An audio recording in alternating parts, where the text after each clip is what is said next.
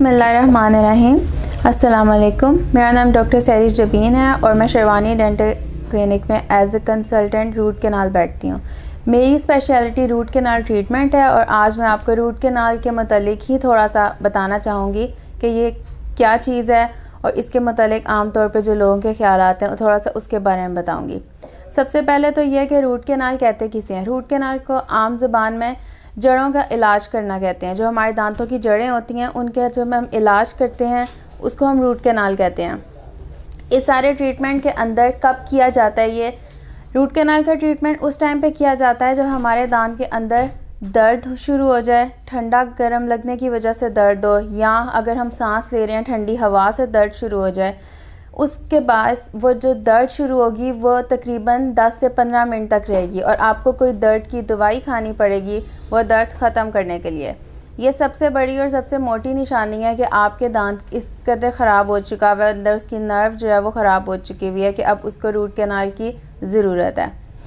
दूसरी सबसे बड़ी रूट कैनाल ट्रीटमेंट करवाने की अलामत दांत में पस पड़ना है। दांत में पस पड़ रही है या मुंह सूज गया है या मसूड़ा सूज गया है या उस जगह से रेशा बह के निकल रहा है, ये दूसरी अलामत है कि आपका दांत काफ़ी ख़राब हो चुका है, अब इसको रूट कैनाल के इलाज की ज़रूरत है।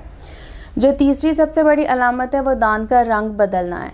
दांत आमतौर पे हमारे सफ़ेद होते हैं, थोड़े से येलोइश होते हैं, लेकिन अगर हम देखने में वो काले नज़र आना शुरू हो जाएं या ग्रीनिश नज़र आएँ या वो ब्लूइश नज़र आना शुरू हो जाएं तो इसका मतलब ये है कि दांत अंदर से डेड हो चुका हुआ है, ख़राब हो गया हुआ है और अब इस दांत को रूट कैनाल करवाने की ज़रूरत है।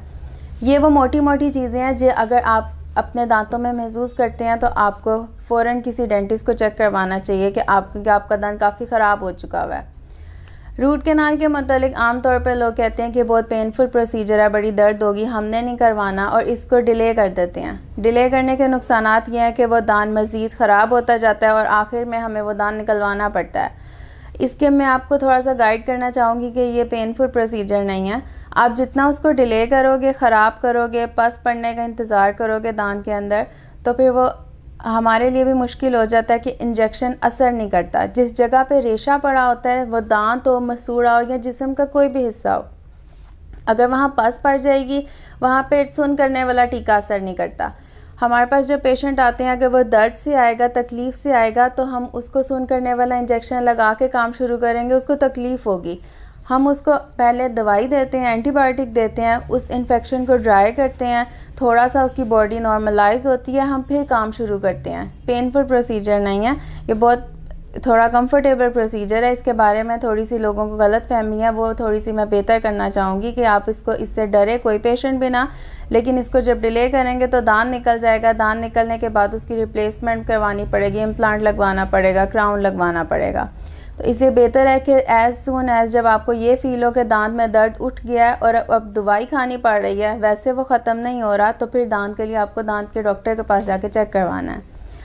दूसरा, मैं आपको थोड़ा सा आजकल कोरोना बहुत ज़्यादा फैला हुआ है, उसके मुतालिक थोड़ा सा जो हम क्लिनिक्स में प्रोटोकॉल फॉलो करते हैं उसके मुतालिक गाइड करना चाहूँगी कि एज़ अ पेशेंट जब आप जाएं किसी क्लिनिक में तो आपने किन चीज़ों को देखना है और वहाँ पे फॉलो हो रहा है वो प्रोटोकॉल के नहीं, उस चीज़ को भी केयरफुल होकर आपने ख़ुद भी ऑब्ज़र्व करना है।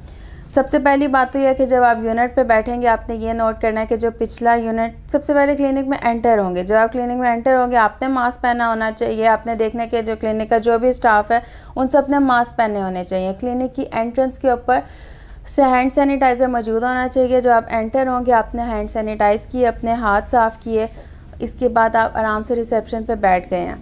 बहुत ज़्यादा पेशेंट की क्राउडिंग नहीं होनी चाहिए, वक्फा दे के बैठना है आपने। अगर कोई ज़्यादा है तो आप उनसे रिक्वेस्ट करें कि ठीक है थोड़ा सा वेटिंग एरिया में या कहीं वो आपको इंतज़ार करवा लें, लेकिन इस चीज़ के मुतालिक थोड़ा सा ख़ुद आपने एहतियात करनी है। उसके बाद अगला मरहला आएगा जब आप डॉक्टर के पास जाएंगे। जब आप डॉक्टर के पास जाएंगे आपने देखना है जिस कुर्सी पे आप बैठ के अपने दांतों का इलाज करवाते हैं उस कुर्सी को उन्होंने साफ़ किया है कि नहीं, उस कुर्सी को डिटर्जेंट के साथ या डिटॉल के साथ स्प्रे करके सैनिटाइज़ किया जा सकता है, वो उन्होंने किया है कि नहीं, इस सफाई का ख्याल रखा है कि नहीं। आपके ऊपर लगाया गया जो नैपकिन है, जो कपड़ा लगाते हैं, वो उन्होंने नया लगाया कि नहीं। डिस्पोजेबल ग्लास उन्होंने चेंज किया है। इसके अलावा जो औज़ार आपके मुंह पे यूज़ करने लगे हैं वो नया पैकेट, स्टेरलाइज पैकेट है, वो ओपन होना चाहिए। ये सारी चीज़ों का आपने ध्यान रखना है। इसके अलावा जब डॉक्टर आएगा आपके पास, डेंटिस्ट आएगा, उसने मुंह पे फेस शील्ड पहनी होनी चाहिए, मास्क पहना होना चाहिए, प्रोटेक्टिव गॉगल्स होते हैं वो लगाए होने चाहिए।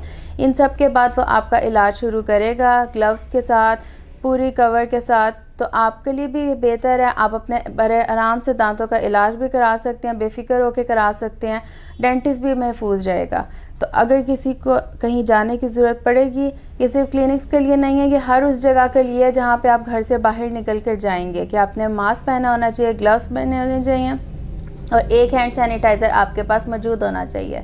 ये वो छोटी छोटी एहतियात हैं जो आपने करनी है। इसके साथ ही मैं ये वाला आज का ख़त्म करूँगी सेगमेंट। ठीक है।